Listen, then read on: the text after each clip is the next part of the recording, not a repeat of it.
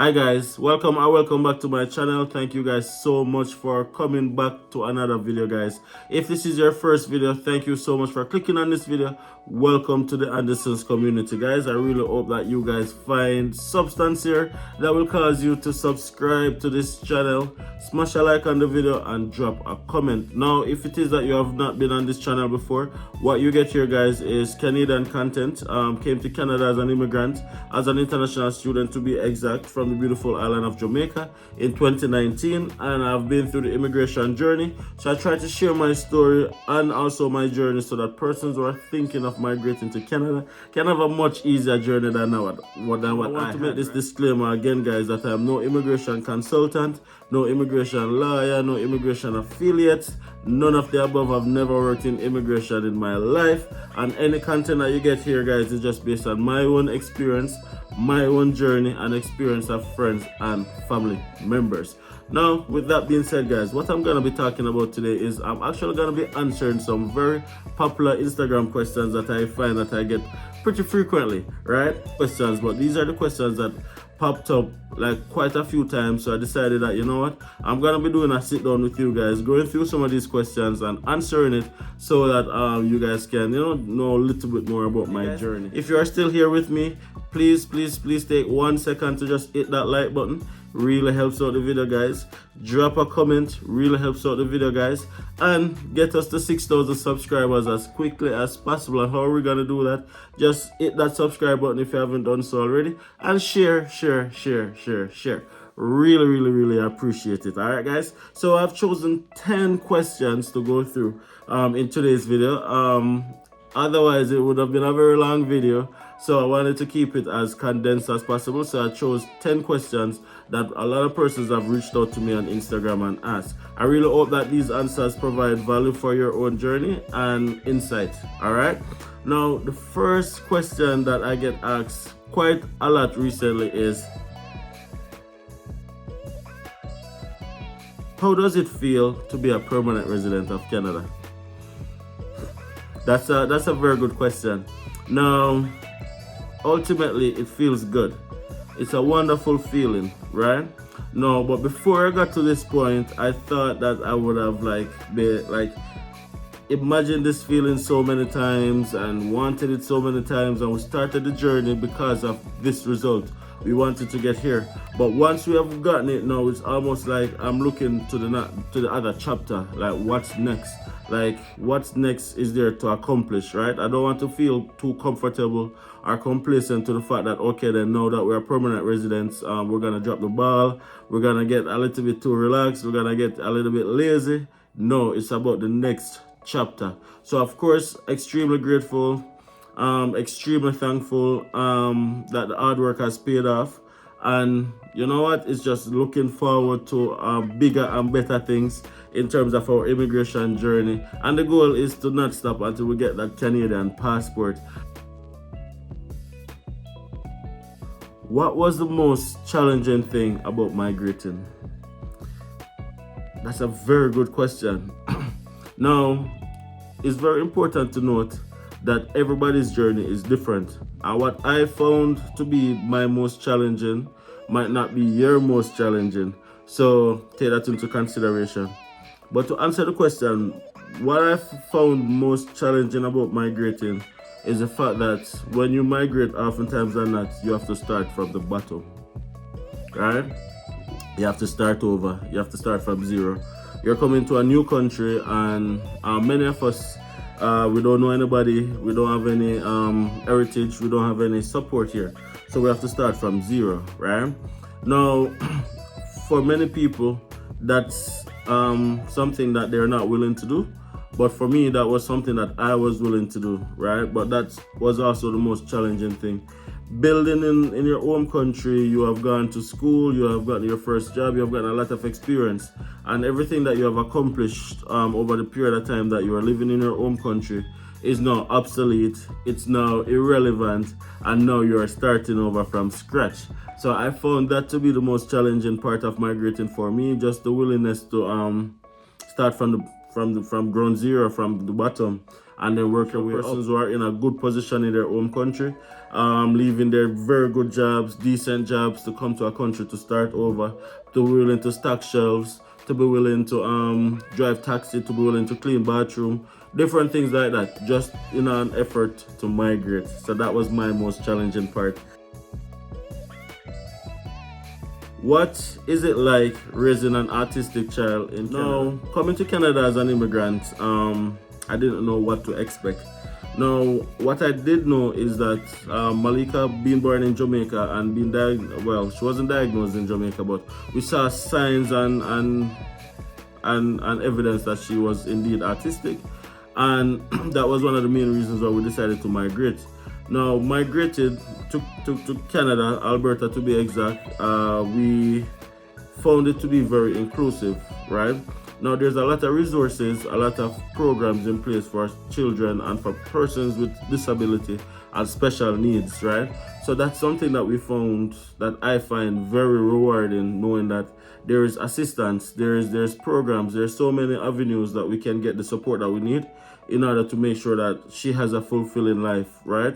Now, when we just landed, we were able to get access to different programs, even as a temporary resident, speech therapy, physiotherapy, behavioral therapy. These are stuff that is conveniently available for immigrants in Alberta. Now, what I do know is that Alberta is known as one of the provinces that is disability friendly, meaning that a lot of the programs that exist here in Alberta doesn't exist in other parts of Canada, or it exists but in different forms. Now, one of the biggest things that I found, and I'll give a huge shout out to them, is the FSCD program, which is the Family Support for Children with Disability. Now, this is a wonderful program because what it does, it provides ongoing support for your child until they reach their goal, right? So you get persons who come to your house, clean your house for you. You have persons who come and give them that one-on-one in terms of whatever their specific needs are, and they'll even pay for in-care, in-home assistance for your child as well.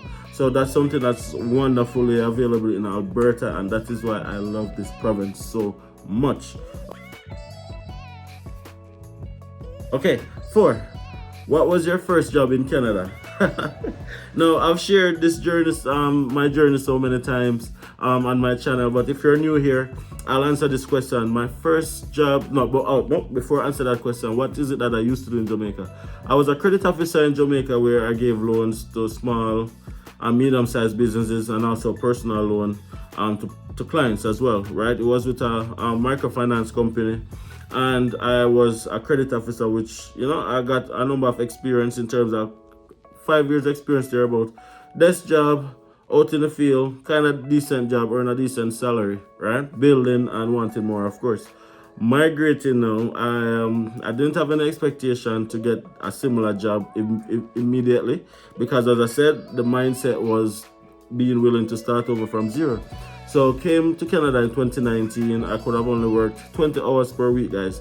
My first job in Canada was with the United Way, which is a non-profit organization here in Canada, where I was a business development specialist with the company, which was good. It was a very good job, but that job was very demanding, because at the time I was a student and being able to work only 20 hours. And then what I found is that the kind of job it was, you had to be meeting with persons on their schedule, right?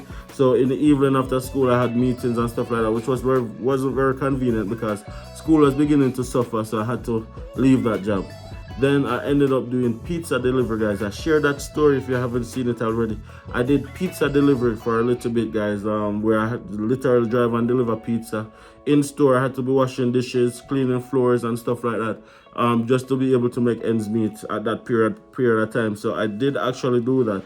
So my first job was a business development specialist, but I had to resign that job, and then I started delivering pizza just to get that income going and stuff like that. So don't be afraid, guys, to start over from zero, right? It's not where you start, but it's where you finish. Remember, I always tell you guys, 5% financial and 95% mindset. What is the best province to migrate to in Canada? Subjective. It depends on what you are looking for. Now, what I can say is that with the right mindset, it doesn't matter where in Canada you land, there's tons of opportunity for you to succeed, right? Now, choose a province that fits not only your lifestyle, but also your budget. Now, every province in Canada is almost like its own little mini country, right? So there's a lot of similarities, but there's also many and vast differences that you want to take into consideration when you're choosing a province. Now, a lot of international students, who is my core audience, of course, you guys typically look for a province that has cheaper school fee. But that is not necessarily the best way to look at it, because you might be paying a cheaper school fee, but then the cost of living might be so expensive. Housing pricing, rental prices might be so expensive that it makes more sense for you to just pay the expensive school fee and live a more comfortable life, right? Now, what I can say, guys, is that I'm in the province of Alberta, and I'm always advocating for Alberta because this is a province that I see so much potential for immigrants, newcomers, myself included, when I just landed, right? Now, choose a province that allows you the opportunity to transition smoothly. And what do I mean by that? In terms of if you're an international student, the job opportunities are there for you to get a job. You want to choose a province that the rental prices are within your budget. You want to choose a province that gives you great PR opportunities while in school or after school, depending on your own personal goal. You want to choose a province, like in my case, if you have a special needs child, that is friendly towards special needs children in terms of resources and tons of programs in place to help kids with special needs. You have to look on all of these factors. So there's no straightforward answer to that question. There's pros and cons to moving to any province in Canada, but in terms of success, you can make it anywhere in Canada as long as you have the right mindset. But choose a province that fits your lifestyle and choose a province that fits your budget. In other words, you have to be doing a lot of research to make sure that you are choosing the right province that is unique for you and your own unique situation. All right. Question number 6. This is a very funny question. Why do you love Grande Prairie, Alberta so much? Okay, so I was talking to a friend of mine who migrated a couple of years before me, and she lives in the GTA area in Ontario, right? GTA, the Greater Toronto area in Ontario, and she's like, "Dems, why you love Grande Prairie so much? Like, wouldn't you consider moving to like Toronto or Ontario as a province, or different places and stuff like that?" And well, through the conversation, we came to the conclusion that for 99% of persons who migrate to Canada, because you make the big jump of transitioning from your home country to another country and then you integrate wherever you landed, that is usually home for most persons. And that is just because most persons cannot go through the stress and the heartache and bother of transitioning again to another province. As I said, that's like moving to a whole other country and starting over or changing cities, right? So a lot of persons just stay put wherever they land. That's where they settle. That's where they call home, and that's where they know. That's what a lot of persons do, and probably that's what I'm doing right now. But the reason why I love Grande Prairie is because as a community, it has blessed me so much.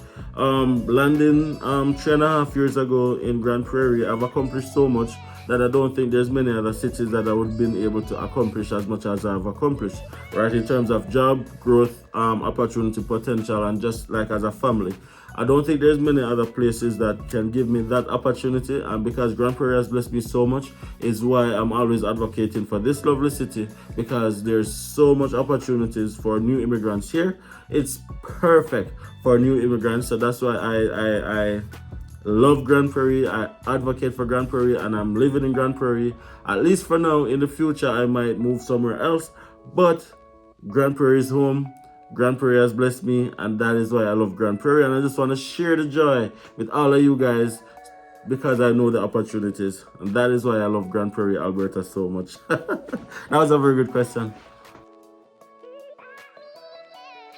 Are you planning on going back to school? Okay, yes. The simple answer is yes. Now, Nafsa and I, we're on an alternate schedule right now, like Nat sacrificed her schooling for me to go to school. And now Nat is gonna be going to school pretty soon. She actually started in the process. She went to the college, applied, got tea and all of those lovely stuff. and then she's just waiting on her start date. So that is actually starting school after 10 years. Get that qualification underneath her belt. So right now my role is just to support her as much as possible on this education journey. We're just on alternate scheduling right now because it's very difficult for us both to be in school at the same time. Not just because of the financial part of it, but just the time constraint that it requires, right? Now we have 2 kids. Both of us can't be going to school at the same time because something is gonna suffer. So now when she's done with school, I'll definitely go back to school and I'll definitely keep you guys. If you're still here, guys, please smash a like on the video. It really helps out the channel. Comment, and subscribe. Would you move back to Jamaica? And it's amazing how many persons ask me this question. Now, where I'm at in my life right now, I don't see myself moving back to Jamaica, but anything is possible in the future. Because especially in the winter months here, it gets very lonely, it gets very depressing. And you know, you go through a lot of different emotions and different feelings. And a lot of persons through at that point in time decide that, you know what, I'm done with this. I'm going back home to sunshine. I'm going back home to like my way of life, pretty much. So I can understand that. I understand when persons who have lived overseas for a while decided that it's time for them now to go back home. But I don't think I'm at that point as yet, right? I just got my permanent residency. I want to enjoy Canada a bit, right? This is home right now. This is where I'm living right now. This is where my family is at right now. And then probably in the future, if things change and whatever, we'll see then. We'll reassess then, but as it is right now, I have no plans of going back to live in Jamaica. As it is right now. All right. Question number 9. Biggest lessons learned after migrating. What is the biggest lesson I have learned after migrating? Your friends are not your friends, and your family is not your family. I'd say that is my biggest lesson that I have learned. Now, a lot of persons change after they migrate, and what I mean by change is that they don't remember when this was what they wanted. They don't remember when, you know, this was the goal. The goal was to get here and transition. And a lot of persons, I have invested my time, energy, effort, and money in helping them get here in terms of sharing my journey and play different factors in their life. And then, you know, when they come and then you see different feelings and different vibe and stuff like that. So it caused me to learn that, you know what, you can't save the world. Everyone has to want it for themselves and everybody has a different journey. So my biggest lessons that I've taken away from migrating is that everybody migrate for different reasons, and you can't help everybody on their journey. Some persons have to just learn on their own, do things on their own, and figure it out on their own. That was my biggest lesson, because when I migrated, I just wanted to just leave the door open behind me and then let everybody who want come in. So I shared my experience unfilteredly, shared openly, and this was the reason why I even started this channel, so I could share transparently to regular persons just like you and I who wants to migrate about the joy, successes. I wanted to share that unfilteredly, and that is why I started this channel. And yeah, but there's blips in the road and stuff like that. And then I realized that, yeah, it's not everybody should come through the door, or at least through this door, because people migrate for different reasons and you can't save the world. That's what I've my biggest lesson, my biggest lesson on this Canadian journey. You can't save the world. Your friends are not your friends, and some family is not your family. That's my biggest lesson. The final thing that I wanted to talk about is tips for newcomers. A lot of persons again reach out to me. They have gotten through with them different respective visas. They've gotten through with their immigration pathway, and they says, if you could give me a tip for a newcomer, what would that be? Get the right mindset. Get the right mindset. Migrating is a journey, guys. Migrating is a journey. It's not how you start, but it's how you finish. And it's very important for you guys to remember that, because there's gonna be difficult periods in your migrating journey, and you can't throw in the towel just because of a difficult moment, right? So you have to be willing, as I said, to start from the bottom, from ground zero, and work your way up. Mindset. Surround yourself with like-minded persons who can push you and motivate you and get you to where you want to get to, right? There's a lot of distractions here in Canada, and a lot of things that can cause you to get off track. But remember why you are here. If you're a student, remember why you're here. If you're a temporary worker, remember why you're here. PR, citizens, it doesn't matter. Remember why you're here, the journey remember why you wanted to start this journey in the beginning, and then let that be your motivation in difficult times, right? Because it's coming. It's coming. Difficult times are coming. But remember the 5 P's, guys. I think I shared this with you guys. Preparation prevent poor performance. Learn the 5 P's and be as prepared, do as much research as possible, and you will be just fine, right? It's not how you start, it's how you finish. Everybody's journey is different. Everybody's journey is different. Do not judge your immigration journey. Do not judge your status. Do not judge your growth based on somebody else's journey. You're not competing with them, you're competing with yourself, right? You're here as a student, as a temporary worker. Do not try to match up to the Joneses. Live on your budget, live within your means, and everything will be fine. Anyways, guys, thank you so much for watching this video all the way to the end. I really hope that I had your attention all the way through. That will cause you to subscribe, like, comment, and share. Big up on yourself. You know what you get here, guys, is unfiltered Canadian content. Connect with me through all my links in the description. If you want a one-on-one with me, book it through my calendar. I help with a lot of explanation, both from scratch and add on to what you already have. Definitely book a time. I do career coaching as well. If you want to know how to write the perfect Canadian resume, if you want to get tips that will help you succeed as a new immigrant in Canada, book a time through my calendar. The link is right in the description right down below. Also, guys, if it is that you want to settle in Grande Prairie, in Halifax, in Dartmouth, Nova Scotia, places like those, and you need somebody to help you find an apartment, need somebody to help you with airport pickup, transitioning, and all of those lovely stuff, connect with me. That's actually a service that I also do. Check me out on Instagram, DiAndersons Originals. Check me out on TikTok. Check me out on Facebook. All of those lovely things, guys. And again, enough respect to all the persons who have subscribed to the channel, especially the old foundation subscribers. You know yourself. Thank you guys so much for making this community what it is. I really appreciate you guys. Now we're en route to 6,000 subscribers, and then we'll make it to 10,000 subscribers. This is our community, guys.